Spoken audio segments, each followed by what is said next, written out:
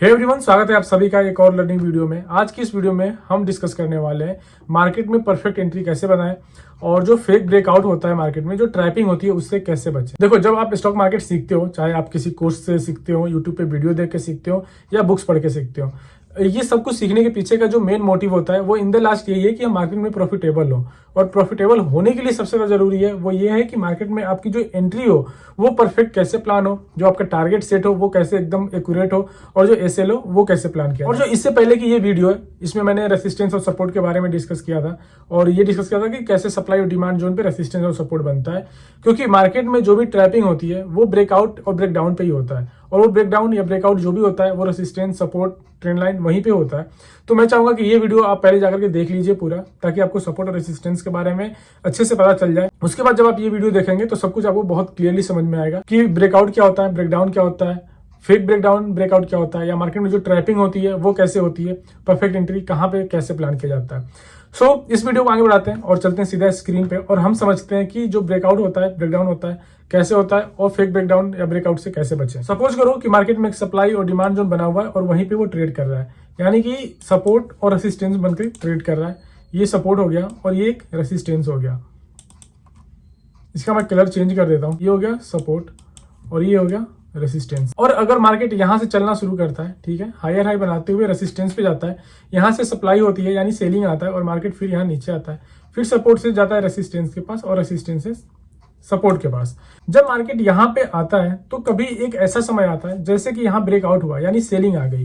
तो जैसे कोई एक यहाँ पे ब्रेकआउट कैंडल बनता है, बेरिश कैंडल बनता है, तो ये देख करके लोगों को ऐसा लगता है कि ब्रेकआउट हो गया, यानी जो सपोर्ट है वो टूट गया।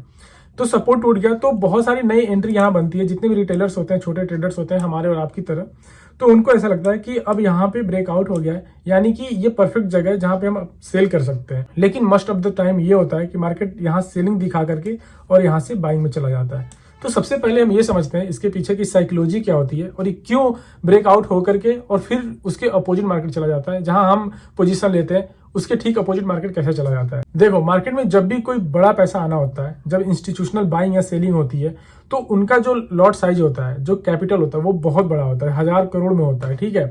तो वो जब पोजीशन लेते हैं, जब पोजीशन बनाते हैं, तो उनको सेलर चाहिए। जैसे सपोज करो कोई इंस्टीट्यूशनल बायर है जो बहुत बड़ा पैसा लेकर के मार्केट में आता है, और वो ये सोच रहा है कि मुझे ना अब ब्रेकआउट देना है और बाइंग करनी है। तो वो क्या करेगा, वो यहां से बाइंग नहीं करेगा या यहीं से बाइंग नहीं कर देगा। क्यों? क्योंकि बहुत बड़ा जब पैसा वो लेकर के मार्केट में आएगा, उसका क्या है कि जब वो बाइंग करेगा ना तो उसको सेलर चाहिए। देखो, ये आप अपने पर्सनल लाइफ से समझो। जब भी हम मार्केट में कहीं भी जाते हैं, चाहे वो सब्जी का मार्केट हो या कहीं भी, जब हमें कुछ बाई करना है तो हम बाई तभी कर पाएंगे जब हमें कोई सेलर मिलेगा।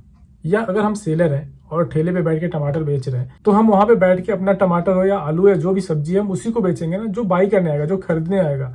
यानी कि हम सेलर तभी हो पाएंगे जब मुझे बायर मिलेगा, या हम बायर तभी हो पाएंगे जब कोई मुझे बेच रहा हो, तभी हम खरीद पाएंगे। यहाँ पे भी जब वो सोच रहा है कि मुझे यहाँ से बाई करना है, ऊपर लेके जाना है मार्केट को, तो वो उसको क्या चाहिए, सेलर चाहिए। तो इस वजह से उसको सेलर, हाई सेलर कहाँ मिलेंगे, बल्क में सेलर कहाँ मिलेंगे, जब वो सपोर्ट को ब्रेक करेगा नीचे की तरह। क्योंकि लोगों का साइकोलॉजी यही होता है कि जब मार्केट ब्रेकआउट करता है तो वो एंट्री प्लान करते हैं, पोजीशन बनाते हैं। तो जैसे ब्रेकआउट देगा, नए रिटेलर्स यहाँ पे खूब भर भर के घुसेंगे, सेल करेंगे। जैसे सेल करेंगे उसका काम हो गया, उसको सेलर चाहिए होता है और वो वहां से बाई कर लेगा। अब सवाल ये है कि उसको इतने सेलर क्यों चाहिए। उसको सेलर इसलिए इतने ज्यादा चाहिए क्योंकि अगर वो बहुत हेवी क्वांटिटी से अपना पोजीशन बना रहा है, बहुत ज्यादा लॉट साइजेस ले रहा है, उसको सेलर नहीं मिलेंगे और वो बहुत बड़ा पैसा लगाएगा, तो उसमें उसको स्लीपेज लगेगा। यानी कि जो वो बाइंग यहाँ करना चाह रहा है उसकी पोजीशन यहाँ बनेगी। तो जो जितना भी यहाँ से लेकर के और यहाँ तक 60-40 पॉइंट्स है, इसका उसको लॉस होगा। वो चाहता है कि उसका पोजीशन यहीं बन जाए, यहीं पे, ठीक है। क्यों होगा? क्योंकि अगर यहाँ पे वो बाई करेगा बहुत ज्यादा क्वांटिटी, तो उतने सेलर उसको नहीं मिल पाएंगे जितना वो बाई करना चाह रहा है। तो उसको बहुत ज्यादा सेलर चाहिए होंगे, तो इसके लिए ब्रेकआउट दिखाएगा ताकि बहुत लोग सेल करें और वो बाई कर ले। ओवरऑल जितनी भी साइकोलॉजी है ना, वो यही है, और मार्केट इससे ज्यादा इसमें कुछ नहीं होता। और ठीक इसके अपोजिट बाइंग में होता है। अब सपोज करो कि कोई हेवी मनी है, स्मार्ट मनी है, या इंस्टीट्यूशनल बायर है, सेलर है, वो चाह रहा है कि उसको मार्केट को नीचे गिराना है। तो वो क्या करेगा, वो सेल तभी करेगा जब उसको बायर मिलेंगे। अब खुद सोचो, क्या वो यहाँ पे अपनी पूरी क्वांटिटी हजारों करोड़ रुपए डाल देगा तो उसको उतने सेलर मिल पाएंगे? वो यहाँ सेल करना चाहता है, उसका पोजीशन इधर बनेगा, तो वो सेल कब करेगा? वो सेल करेगा जब उसको बायर मिलेंगे। तो बायर कब मिलेंगे? जब यहाँ पे वो फेक ब्रेकआउट दिखाएगा ऊपर की तरह, जब यहाँ बाइंग दिखाएगा। तो जब बाइंग दिखाएगा, बाई दे करके बहुत लोग छोटे छोटे जो रिटेलर्स हैं, जो छोटे ट्रेडर्स हैं, वो यहाँ पे एंट्री करेंगे, बाइंग करेंगे, बस वो यहाँ से मार्केट में सेल करेगा और मार्केट धड़ाम से नीचे आएगा। आपका जो एसएल होगा, एसएल चला जाएगा, या जो अगर आप एसएल नहीं लगा रहेंगे, पैसा आपका जो पोजीशन है वो लिक्विडेट होगा, उसको बायर मिल जाएंगे और उसको सेल करना है वो सेल कर देगा। ठीक है, अब थोड़ा इसको क्लियर करते हैं स्क्रीन को। लेकिन अब सवाल ये है कि हम इससे बचे कैसे हैं, क्योंकि हमारा मेन मोटिव तो ये है ना कि इससे बचना है। ठीक है, तो बचने के लिए सपोज करो कि मार्केट ऊपर की तरह एक ग्रीन कैंडल के साथ बाइंग करता है। ठीक है, यहाँ पे बाइंग आ गई। अब हमको ये बाइंग देख करके इसमें एंट्री नहीं करना है। हमको हमेशा दिमाग में ये रख के चलना है कि जो भी पहला ब्रेकडाउन या ब्रेकआउट होता है वो ट्रैप है। ठीक है, हमारे दिमाग में यही रखना है, जो भी पहला ब्रेकआउट या ब्रेकडाउन होता है वो क्या है? ट्रैप है। और अगर ऐसी कैंडल बनती है, हम एंट्री नहीं करते और मार्केट यहीं से चला जाता है ऊपर, ठीक है, कोई बात नहीं, हम नहीं ले पाएंगे पोजीशंस। ठीक है, हम इसमें एंट्री नहीं कर पाएंगे। और ऐसा मतलब 100 में 5-6 बार ही होगा कि मार्केट ब्रेकआउट करेगा और चला जाएगा, नहीं तो 90-95 बार ऐसा होगा कि फेक ब्रेकआउट होगा, उसके बाद मार्केट मूव करेगा। तो हमको फेक से ही बचना है, क्योंकि हमें जो पैसा बनाना है वो मैक्सिमम टाइम बनाना है।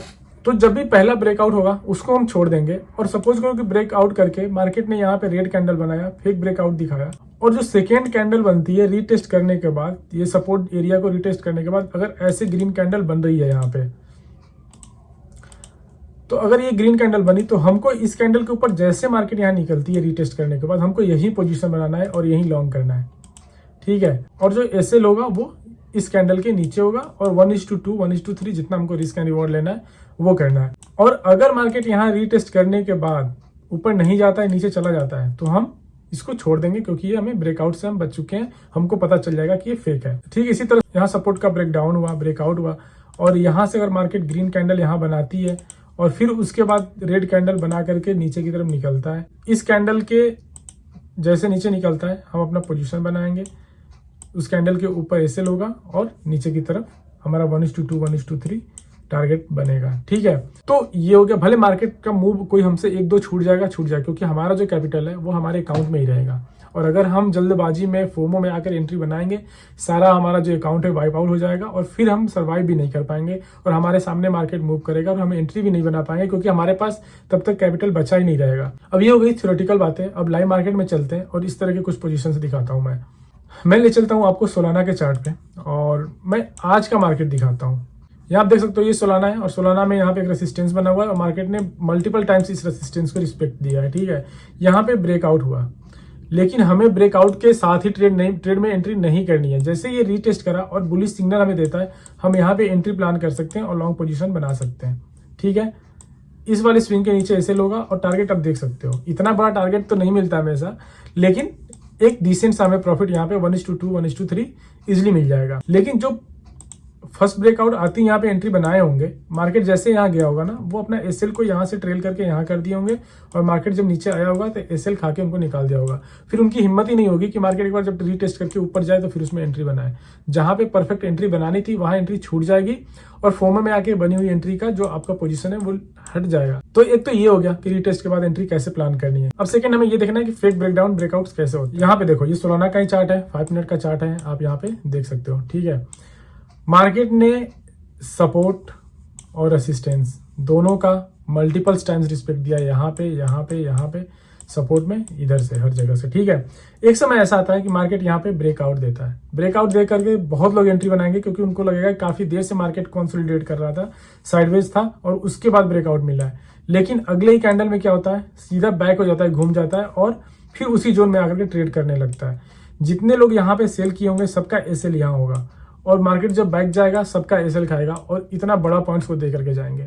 तो हमें वेट करना है। हमें क्या करना था, हमें करना था कि जब भी मार्केट यहाँ रीटेस्ट कर गया, यहाँ से जब नीचे आता तो यहाँ पे हमारा पोजीशन बनता और ठीक इतना ही बड़ा यहाँ पे एसएल होता। लेकिन अगर मार्केट इससे नीचे निकलता तो हमें एक बहुत हाई चांस होता और बहुत हाई एक्यूरेसी होती कि हमें अपना टारगेट मिल जाता। फिर मार्केट उसी जोन में कंसोलिडेट करने लगा।